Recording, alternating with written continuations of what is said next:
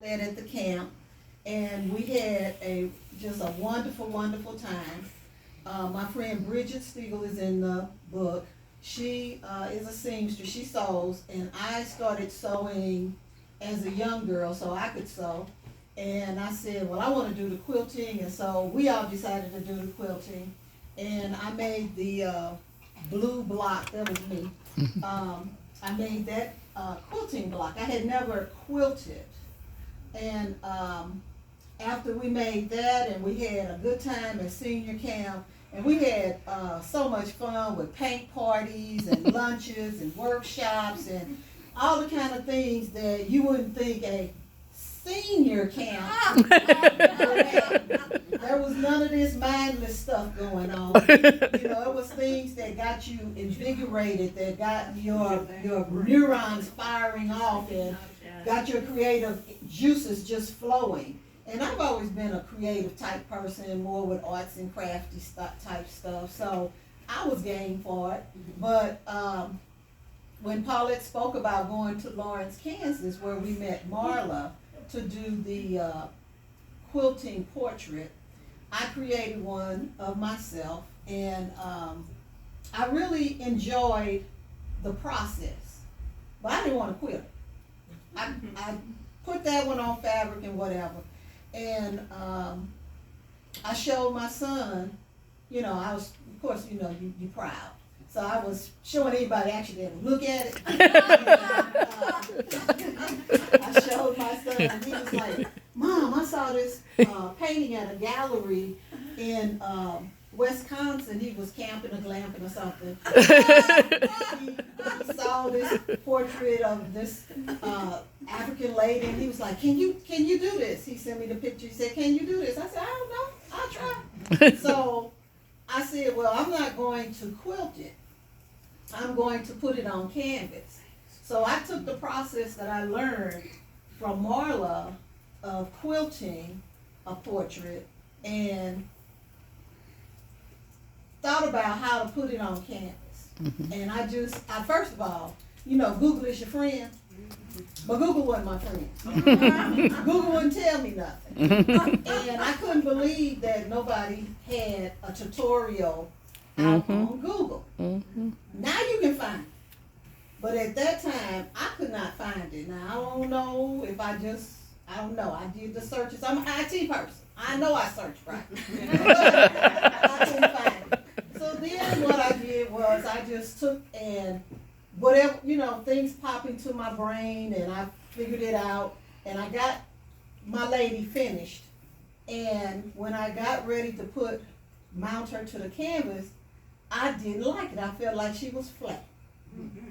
So what I did then was I took and got me some Mod Podge, and I made her kind of three-dimensional and gave her to my son, and from there the fabric artist was born. Mm-hmm. I never thought that I could do that, and I thank Paulette all the time because she got my creative juices going, and I have made 3 portraits, and all 3 have sold. Mm-hmm. I was commissioned to do one. I bought one. Yeah, she got one. I want to get it on early before I can't afford it. And she wants me to finish this one that I've been talking about for a year, but I hadn't done anything because I'm also a traveler, so I've been traveling around the world. And so it's supposed to be done for the exhibit in November, but it needs to be done by the middle of October. Y'all pray for me. It's called Little Boy Blue, and now people ask me, is Little Boy Blue done? Okay. And I'm like, no, not quite. He's getting there. He's talking to me now, though. He's talking to me. He's saying, hey, I'm here. What you doing? So I think he's going to get done because now he's talking to me. But Paulette asked me to be in the book, and Paulette asked me to do stuff that I never thought about. And I've never thought of myself as a writer because I'm the type of writer that in school I had block. I couldn't get started. Then I would get started and I couldn't stop. So, you know, neither one of those good. But you know, I was like, when she asks me stuff, I don't really think about what she's asking me, and I just go, yeah. And then when it's time to do it, I'm kind of freaked out. And I'll call her, and she know I'm trying to get out of it. But she won't let me. She'll keep, you can do it. Yeah, you know, you can do it. All you got to do, you know, do this, that, and other. And so I'll get started, and she was like, I want you to do the soup. And I'm like, Colette, that was just a quick soup. I just threw some stuff together. But it healed me. She swears. She swears. She swears it healed her. But I told her, I said, it's just quick chicken noodle soup. I just, you know, I kind of throw some stuff together. I know she has a corn allergy. I hope you don't mind me telling you. That's okay. I got one too. Okay, And so hey. most things, processed or whatever you buy in the grocery store, she cannot eat.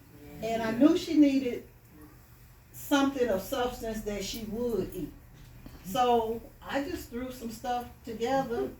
You know, I did take a little time with the prep of it because normally I didn't just throw it in the pot. I did saute and the vegetables. And it looked pretty like that too. Well, yeah. Anyway, and she, you know, and I gave it to her, and she loved it, and she said, Tish, I want you to put that in the book, and if anybody in here cooks, and I see a lot of people that look like to me they cook. I did not have a recipe. It wasn't a recipe soup. It was, I don't know the dimensions and the things, you know, I knew what spices I used and stuff like that, so she wanted pictures. She wanted me to write down a recipe. So I had to recreate this soup to the best of my ability. And literally I took it step by step and wrote down the products, the spices, the brands that I used, the amounts. I had to measure I don't measure when I cook. I had to measure everything out. I had to keep tasting it because I don't measure. And in order to get that, and then she wanted pictures, and then so I had to do the little table setup and stuff, and do the pictures for her, and I sent it to her, and so that's how I got in the book. And I forgot she had interviewed me. I didn't even remember that. She was like, well, you got your story. And I was like, I don't know what you're talking about. And she was like, you know, I interviewed you. I still don't remember the interview. I think we was having some conversation, and I think she took that. Because I don't remember the interview. Okay? So. It was recorded. I don't know, that's illegal. But anyway. Oh, well. Anyway, she know I love her, and she knows that she can pretty much get me to do stuff because I'm always on a different page, and I'm not really cognizant of what she's actually asking me to do until I get to that, and then it's like freaked out. And I told her, I said, you are the only one that I know that has me doing so many things that I never thought about doing ever in my life. I never thought about becoming an artist, and I never thought about being a published author, and I hadn't even told anybody. And I just really started this month telling people. After she told me it was published, I said, you know, I'm a published author. And they like, well, why didn't you tell somebody? Why'd you do this? And so I said, you know, I like to walk in silence. So, you know, I was at lunch with some friends today, and I told them, and told them about the conference and the launch of the next book as well. I don't know if I'm supposed to talk about that. That's okay. But because I'm in that book too. Yep. And I wrote a chapter in there because she thought that what I do, she thought, okay, you know, I want you to tell people about it. And I'm like, okay, you know. So I gotta have a chapter in that book, and I told some people. So I'm hoping that everybody in here will buy a ticket to the banquet. It's very reasonable, as well as maybe come to the convening, the women's conference. The woman is convening. Convening conference. Got her ticket. It's very reasonable, and it's going to be excellent. So if you would all, support her in that, and us collaborative authors as well, that would be great. Thank you. Thank you. And the next book she's talking about is A Future with Hope, Black Women's Wisdom on Aging Well. And the conference is the 2024 Woman is Convening. I partnered with St. Louis University's African American Studies Department. And I started doing these convenings when I was working on my doctorate in Minnesota. And getting people involved with coming together, because my research was on African American elder women and resilience. And the idea of the convenings is, as a womanist, I'm interested in the well-being of the whole community and the ecosystem. Men, women, children, our interrelationships with other people on the planet, but also strengthening people who are Black to walk in their identity.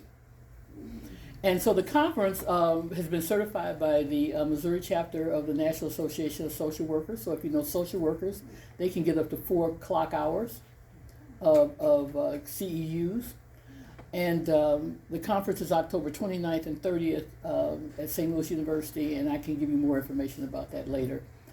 And so now, let me ask, before Janine comes up, I want to ask Brianna to come up. Oh, Brianna, don't think you were going to get out of this. Come on here, girl. Because as I said, she did all the transcribing, so she actually saw the stories come together even before I did. And she's an occupational therapist. And so she helped me learn a lot more about occupational therapy. I didn't realize how much I didn't know, but how excited I was about occupational therapy. What do you want to talk about? Just, your part in the book and, the process of transcribing, what it meant for you. Yeah. Well, Tish, I remember you, so I know what happened. I did most of the transcription.